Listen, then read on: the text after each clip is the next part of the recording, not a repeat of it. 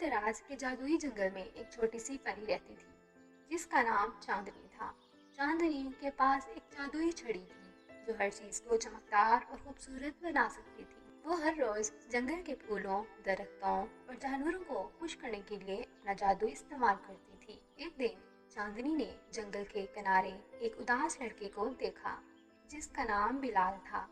बिलाल के पास कोई दोस्त नहीं था और वो हमेशा तन्हा रहता था। चांदनी ने उसके पास जाकर पूछा, तुम उदास क्यों हो? बिलाल ने कहा, मेरे पास कोई दोस्त नहीं है और मैं तन्हा महसूस करता हूँ। चांदनी ने मुस्कुराकर कहा, मैं तुम्हारा दोस्त बन सकती हूँ। उसने अपनी जादुई छड़ी को हिलाया और एक चमकदार रोशनी ने बिलाल को घेर लिया। अचानक बिलाल के इर्द गिर्द रंगीन तितलियां उड़ने लगीं और जंगल के जानवर उसके करीब आ गए। चांदनी ने कहा, देखो अब तुम तन्हा नहीं हो, ये सब तुम्हारे दोस्त हैं। बिलाल बहुत खुश हुआ और चांदनी का शुक्रिया अदा किया।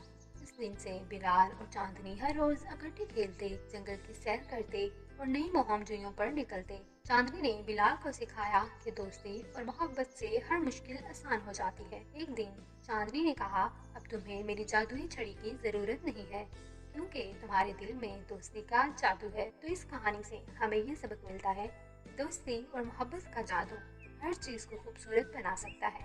असल जादू हमारे दिल में होता है।